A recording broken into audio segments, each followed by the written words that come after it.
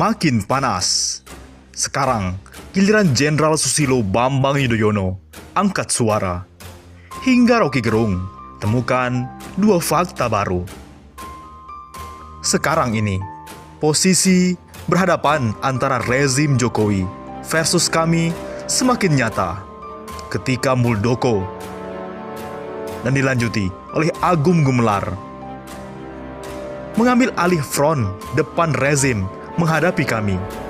Padahal sebelumnya Mahfud MD, Menko Polhukam Jokowi, di LCTV1 mengatakan menghormati aktivitas kami. Sebelum membahas Jenderal Susilo Bambang Yudhoyono yang ikut angkat bicara, saya masih tertarik membahas Muldoko. Semestinya Jenderal Muldoko berterima kasih atau bergabung dengan kami, bukan malah main ancam-ancaman. Kekuasaan itu tidak langgeng, wahai Bapak, yang sekarang gagah dan duduk di atas kursi dengan posisi memerintah. Besok sudah keriput, pandangan kosong di kursi goyang, penyakitan ini dan itu pula, tak berdaya. Walaupun dia memasang foto di ruang tamu berseragam lengkap bintang 4. Kami itu kekuatan moral, bahwa berdampak politik itu soal respon publik. Rakyat melihat pemerintah telah membuat jarak, arahnya memaksakan kepentingan. Lihat saja soal pilkada di musim pandemi. Rakyat tidak boleh berkumpul, pilkada tetap diproses. Teriakan agar ditunda tidak didengar. Ia tuli dan bebal. Pemerintah justru telah membuat gangguan di tengah ketidakstabilan ekonomi, pendidikan, dan kesehatan. Jika Pak Muldoko mengancam untuk membuat perhitungan, apakah rakyat juga tidak bisa berhitung? Pertanyaannya yang boleh dinilai bodoh, tetapi jawabannya dapat menjadi terapi kejut lagi.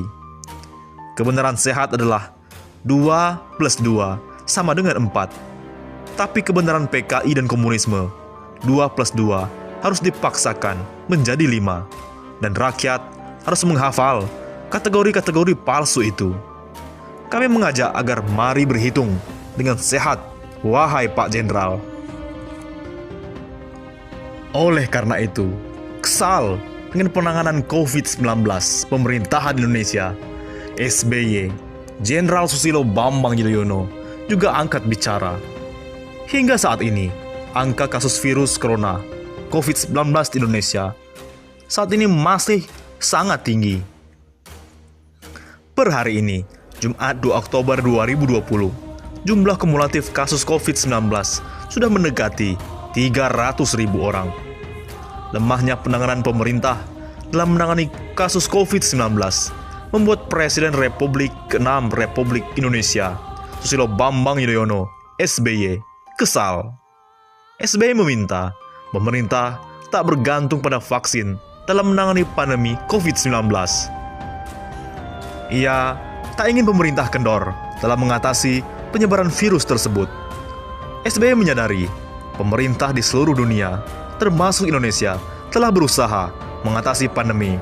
Namun katanya, semua pihak harus mengakui kerja selama ini belum sepenuhnya berhasil. Harus terus dievaluasi. Setelah itu, lakukan koreksi dan perbaikan terus-menerus. Jangan kendor. Jangan hanya menunggu dewa penolong yang disebut vaksin, kata SBY dalam podcast di akun Facebook Susilo Bambang Yudhoyono, Jumat 2 Oktober 2020. SBY mempertanyakan, apakah saat vaksin ditemukan, seluruh orang bisa terselamatkan? Ia juga bertanya, apakah dunia bisa adil agar rakyat miskin sekalipun bisa mendapatkan vaksin COVID-19?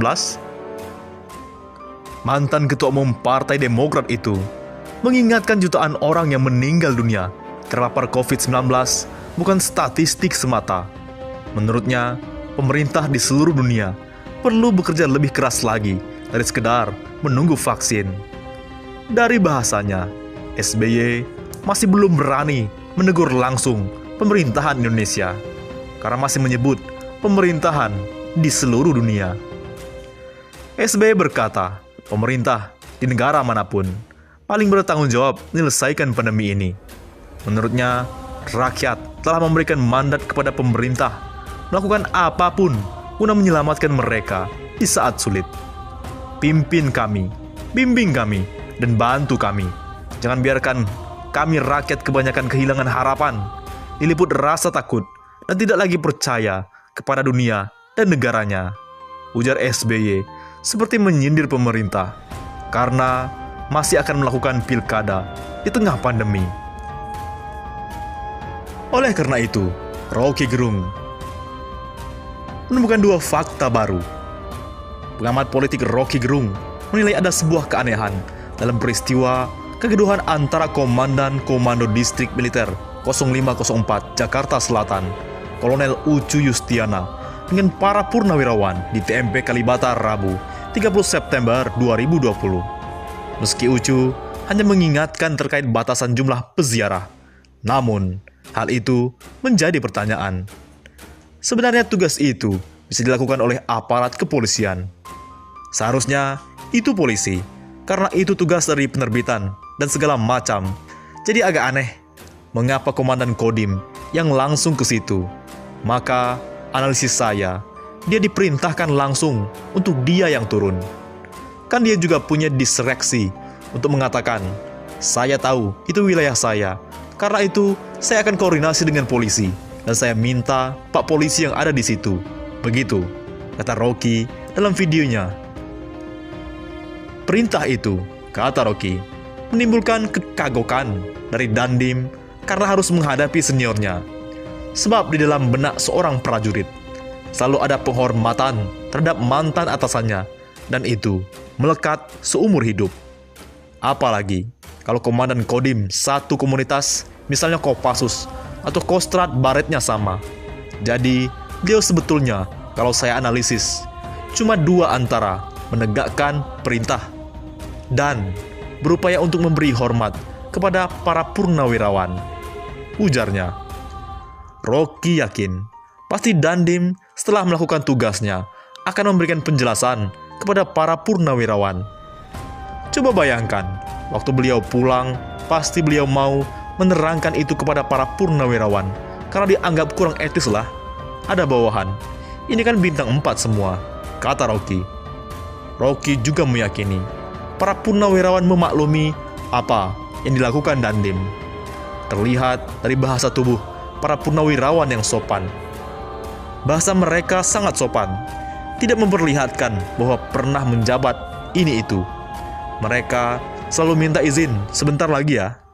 Jadi sopan santun di dalam keperwiraan itu tetap terlihat di dalam makam para pahlawan, ujarnya. Fakta kedua, masa pendemo Gatot Nurmantio di Surabaya ternyata dibayar. Begini pengakuannya. Dalam channel video yang diberi judul Terbongkar, pengakuan pengunjuk rasa bayaran acara kami di Surabaya, itu R. Subene mewawancarai seorang ustadz di Surabaya asal Ambon bernama M. Syarif Tausikal. M. Syarif ini merupakan Sekretaris Jenderal Ikatan Pemuda Pelajar dan Mahasiswa Pelau IPPMAP di Surabaya. Si mahasiswa menerangkan, waktu lagi ngumpul, didatangi orang ditawari ikut aksi demonstrasi. Kedua mahasiswa ini tidak tahu siapa yang ngajak. Mereka cuma dibilang, besok ada aksi titik kumpulnya di Gedung Juang 45. Namun sampainya di Gedung Juang, mereka langsung dipindah ke Jabal Nur. Mereka kaget karena Jabal Nur merupakan gedung milik keluarga mereka sendiri. Mereka juga mengaku dibayar dalam aksi tersebut. Dikasih uang berapa selesai acara? Tanya M. Syarif. Dikasih uang Rp100.000, si mahasiswa menjawab. Bagaimana menurut pendapat Anda?